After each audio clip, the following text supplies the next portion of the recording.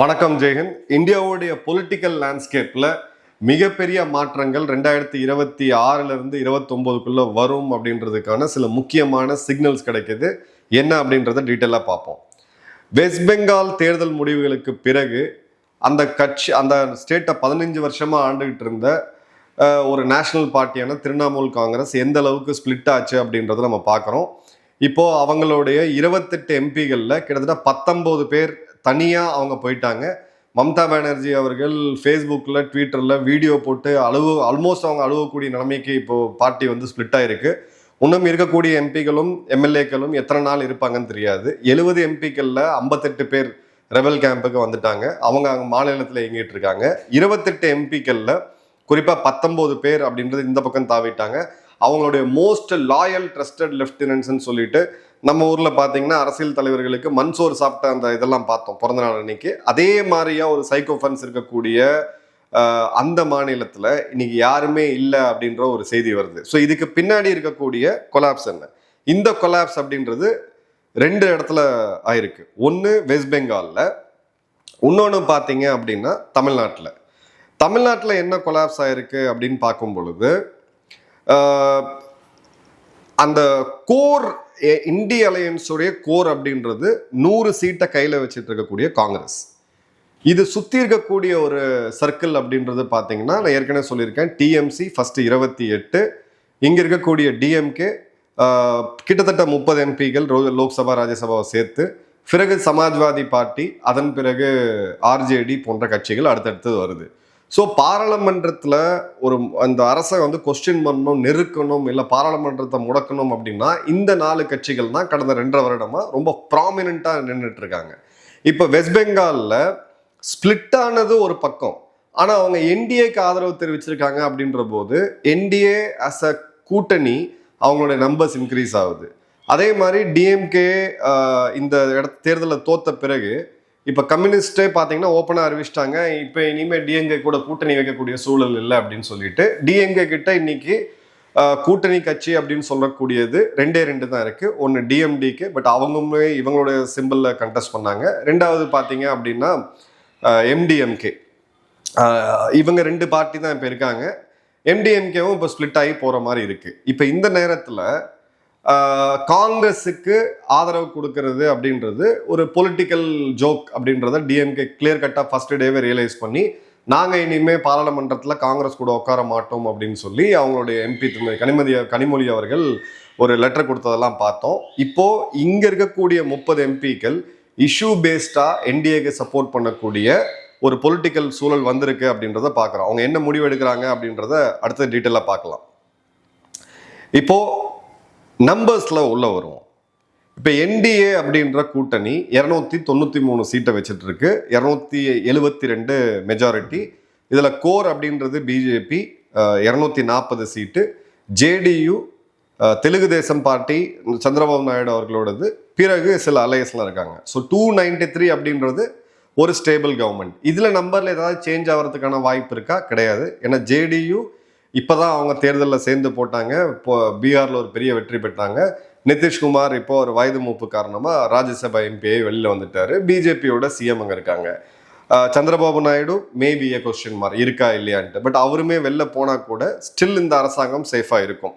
இப்போ 20 டிஎம்சியோட எம்பிக்கள் ஆதரவு கொடுக்குறாங்க என்டிஏக்கு ஆதரவு அப்படின்ற போது 293 இப்போ நம்பர் 313 மாறுது. இப்போ 22 டிஎம்கே எம்பிகளும் சேர்ந்து இதுக்கு ஆதரவு கொடுத்தாங்க அப்படின்னா லோக்சபா கணக்கு சொல்றேன் 335 போகும். சிவசேனாவுடைய ஸ்பிளிட்டு அதில் 9ல் 6 அப்படின்ற அளவுக்கு இருக்கு. இந்த ஸ்பிளிட்ல இருக்கக்கூடியவங்களும் உள்ள வந்தாங்க அப்படின்னா இது என்ன ஸ்பிளிட்டு, ஏற்கனவே ஸ்பிளிட் ஆயிடுச்சுன்னு நீங்க கேட்டீங்கன்னா நான் சொல்றது உத்தவ் தாக்கரே அவர்கள் தலைமையில் இருக்கக்கூடிய சிவசேனால 9 பேர்ல 6 பேர் வெளியில வர்றதுக்காக இப்ப பேசிட்டு இருக்காங்க. அவங்கள உள்ள வந்தாங்க அப்படின்னா 341.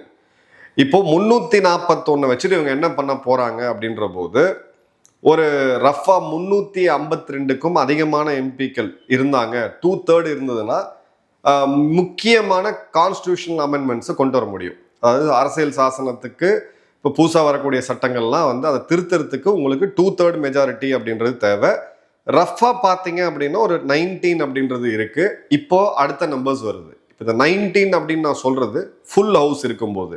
இப்போ ஃபுல் ஹவுஸ்ல இல்லாமல் நாளைக்கே ஆந்திராவில் இருக்கக்கூடிய ஒய்எஸ்ஆர்சிபி ஜெகன் ரெட்டி அவர்களோட பார்ட்டி வாக் அவுட் பண்ணுறாங்க, ஒடிசாவில் இருக்கக்கூடிய பிஜு ஜனதா தள் வாக் அவுட் பண்ணுறாங்க, இல்லை டிஎம்சியோட இதுவே பார்த்தீங்கன்னா அவங்க சர்வைவலுக்கு வாக் அவுட் பண்ணுறாங்க, இல்லை ஆம் ஆத்மி ஏற்கனவே ஒரு ஸ்பிளிட்டை நம்ம வந்ததை பார்த்தோம். ஸோ அவங்களுடைய சப்போர்ட் இப்போ என்டிஏக்கு இருக்கிறத நம்ம தெளிவாக பார்க்க முடியுது, அவங்க மேர்ஜே பண்ணிட்டாங்க.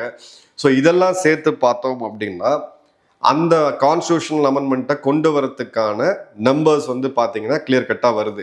528 பேர் இருக்கக்கூடிய பாராளுமன்றத்தில் இப்போதைக்கு ஸ்ட்ரென்த்தில் 352 பேர் அப்படின்றது தேவை.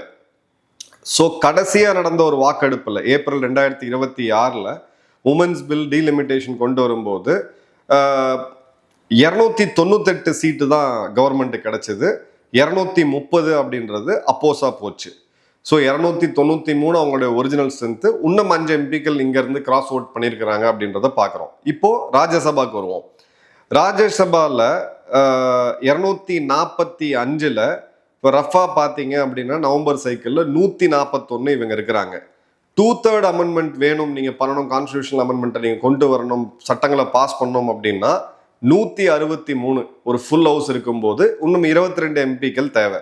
இப்போ இந்த இடத்துல என்டிஏக்கு நேரடி அட்வான்டேஜ் இருக்கு. ஏன்னா கடைசியாக நடந்த மாநிலங்கள் தேர்தலில் பெருமளவுக்கு பார்த்தீங்கன்னா பிஜேபி மற்றும் என்டிஏ தான் ஜெயிச்சிருக்காங்க. ஸோ அவங்களுடைய இப்போ புது பழைய ராஜ்யசபா மெம்பர்ஸ் ரிசைன் பண்ண இந்த புது எம்எல்ஏக்கள் இந்த இடத்துல வரும்போது அப்போசிஷன் ஸ்ட்ரென்த்து கம்மியாகும், உங்கள் ஸ்ட்ரென்த் அப்படின்றது அதிகமாகும் அப்படின்றத பார்க்குறோம்.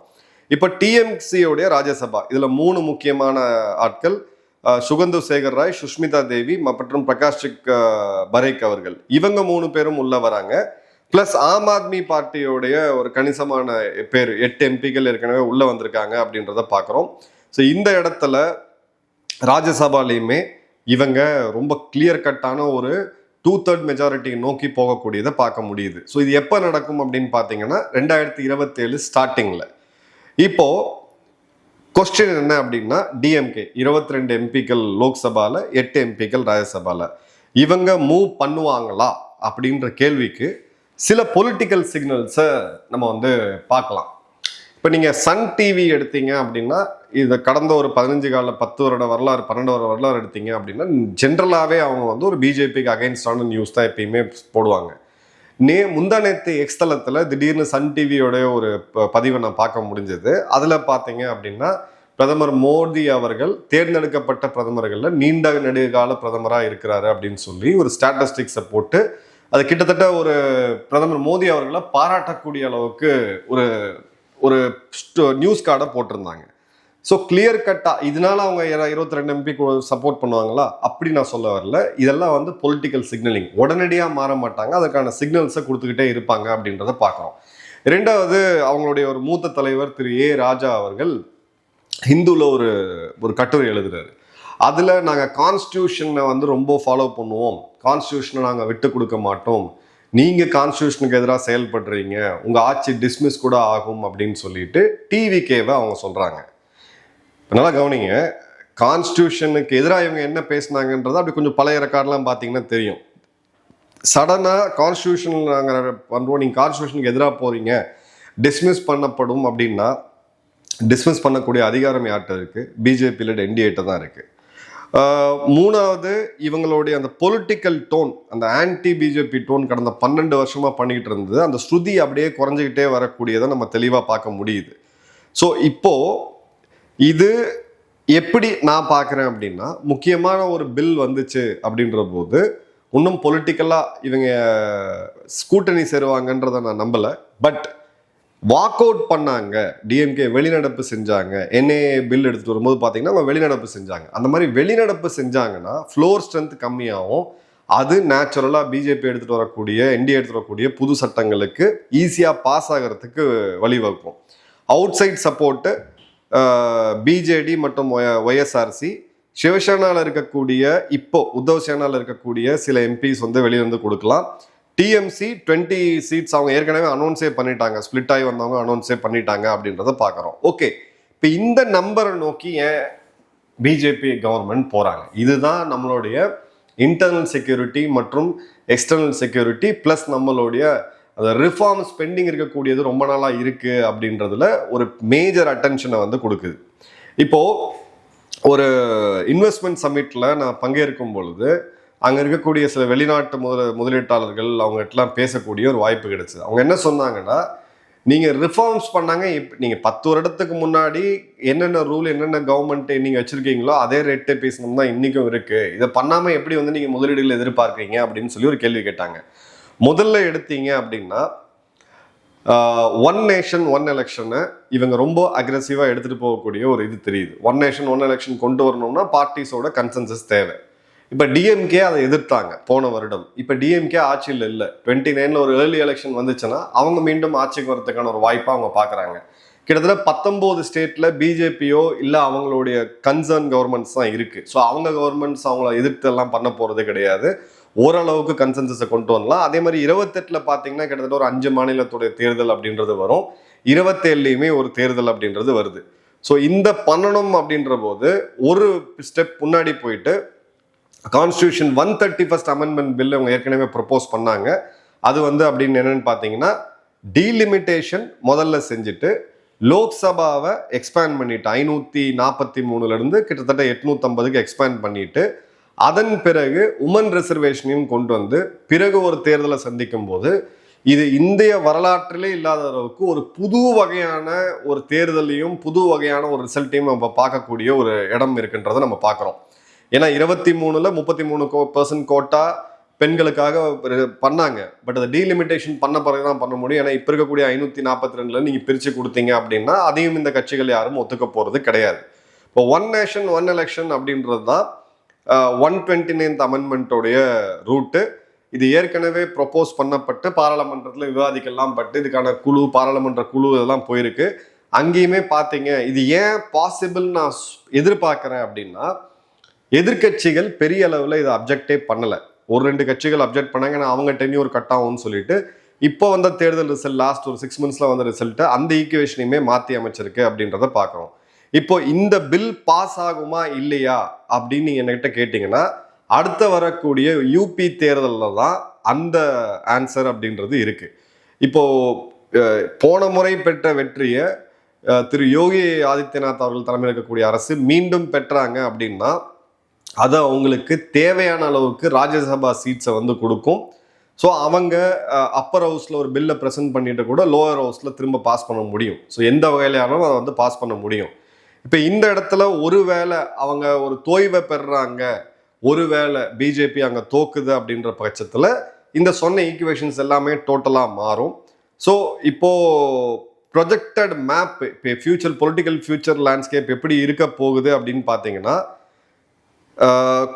பீகாரில் ஆரம்பித்து அருணாச்சல் பிரதேசம் வரைக்கும் இது கம்ப்ளீட்டாக பிஜேபி என்டிஏவுடைய ஒரு கோட்டையாகவே மாறிடுச்சு. அதே மாதிரி யூபி தேர்தல் ரிசல்ட்டை பொறுத்து வடக்கில் இவங்க எந்த அளவுக்கு ஸ்ட்ராங்காக இருப்பாங்க.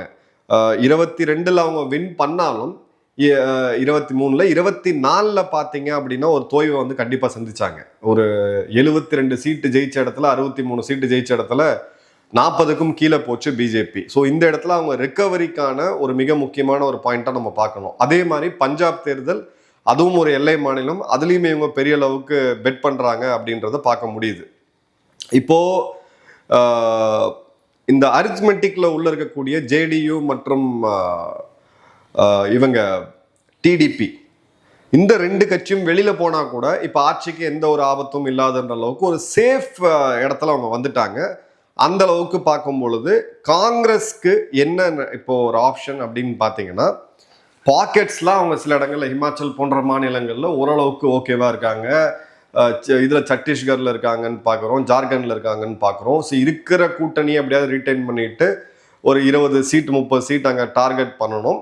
அதே மாதிரி தெற்கில் இருக்கக்கூடிய மாநிலங்கள், கர்நாடகாவில் அவங்க இப்போ கரண்டாக ஆட்சியில் இருக்காங்க, தெலுங்கானாவில் இருக்காங்க, கேரளாவில் இருக்காங்க, தமிழ்நாட்டில் கூட்டணியில் ஒரு ஆட்சியில் இருக்காங்க, பாண்டிச்சேரியில் they are not there. ஆந்திராவில் பார்த்தீங்க அப்படின்னா இல்லை அவங்க, பட் ஒரு எதிர்கட்சியாகவும் ஒரு ஸ்டேட்டஸில் அவங்க இருக்கிறாங்க. ஸோ இந்த இடத்துல இருக்கக்கூடிய 190 சீட்டில் 100 சீட்டுக்கு மேலே அவங்க ஃபோக்கஸ் பண்ணோம் அப்படின்ற போது கிளியர் கட்டாக இது வந்து அவங்க சவுத் ஃபோக்கஸ்டாக தான் அடுத்த எலெக்ஷனுக்கு போவாங்க அப்படின்றத நம்ம தெளிவாக பார்க்க முடியுது. சவுத் ஃபோக்கஸ்டாக போனாங்க அப்படின்னா அவங்க எடுத்து வைக்கக்கூடிய இஷ்யூஸ் எல்லாமே சவுத் வர்சஸ் நார்த்து, சவுத் அதிகமாக டேக்ஸ் பே பண்ணுது, நார்த் கம்மியாக டேக்ஸ் பே பண்ணுது, டீலிமிட்டேஷனில் தெற்கு மாநிலங்கள் அது ப்ரோரேட்டா பேசிஸ் தான். இப்போ 543னா அப்படியே மல்டிப்ளை பண்ணி தான் வரும் அப்படின்றது தான் டீலிமிட்டேஷனுக்கு கணக்கு சொல்லியிருக்காங்க. பட் அவங்க அந்த மாதிரி பாலிட்டிக்ஸை எடுக்க போகும்போது இந்த ரேடிக்கல் ரிஃபார்ம்ஸ்ன்னு சொல்லக்கூடியது சில முக்கியமான பாயிண்ட்ஸ் இருக்கு. இப்போ நான் சொல்லக்கூடியது எல்லாமே political possibilities. Politics is always about possibilities நம்ம சொல்லுவோம். ஸோ இந்த இடத்துல சில இடங்கள்ல கணக்கு வேணா மாறி போகலாமே தவிர மேஜர்லி 2027 நடக்க இருக்கக்கூடிய யூபி தேர்தல் தான் இந்த ரிஃபார்ம் பில்ஸு, நம்மளுடைய CA implementation, NRC, one nation one எலெக்ஷனாக இருக்கட்டும், இல்லை யூனிஃபார்ம் சிவில் கோடாக இருக்கட்டும், இல்லை லேபர் ரிஃபார்ம்ஸாக இருக்கட்டும், ஜுடிஷியல் ரிஃபார்ம்ஸாக இருக்கட்டும், போலீஸ் ரிஃபார்ம்ஸாக இருக்கட்டும், இந்த சீர்திருத்தங்கள் 80 வருடத்துக்கு 79 வருடத்துக்கு முன்னாடி நம்ம எப்படி இருந்தோமோ அன்னைக்கு இருந்த காலகட்டங்கள், இந்த சட்டங்கள் அன்றாடம் காலம் மாற மாற அதை மாற்றியமைக்கப்படணும் அப்படின்னு சொல்லும் பொழுது அப்போ இந்த மெஜாரிட்டி அப்படின்றது இவங்களுக்கு ஒரு மிக முக்கியமான பங்கு வகிக்குது. ஸோ இந்த இடத்துல 2 நாளைக்கு முன்னாடி நடந்த நித்தி ஆயோக் கூட்டம், அதில் மத்திய அமைச்சர்கள் மற்றும் எல்லா மாநில முதல்வர்களும் முதல் முறையாக யாரும் அதை புறக்கணிக்காம நம்மளுடைய தமிழக முதல்வர் திரு ஜோசப் விஜய் அவர்கள் உட்பட எல்லாருமே கலந்துக்கிட்டாங்க. அவங்கவுங்க ஸ்டேட்டுக்கு என்னென்ன தேவை அப்படின்ற ஒரு உண்மையான ஒரு பாசிட்டிவான கன்ஸ்ட்ரக்டிவான ஒரு மீட்டிங் நடந்ததை நம்ம பார்க்குறோம். இதுதான் நம்ம ட்ரூ ஃபெடரல் ஸ்ட்ரக்சர் அப்படின்னு சொல்லக்கூடியது. ஸோ அந்த வகையில் ஒரு பெரிய மாற்றங்களை நோக்கி நம்ம போயிட்டு இருக்கோம் அப்படின்றது மட்டும் கிளியராக தெரியுது. இந்த மாற்றங்கள் நடக்க எக்ஸ்டர்னல் ப்ரெஷரும் இந்தியா மீது அதிகமாகும் அப்படின்றது ஒரு சப்ளிமெண்டரி நியூஸ். உங்கள் கருத்துக்களை மறக்காம கமெண்ட் பாக்ஸில் போடுங்க. நன்றி, வணக்கம், ஜெயஹிந்த்.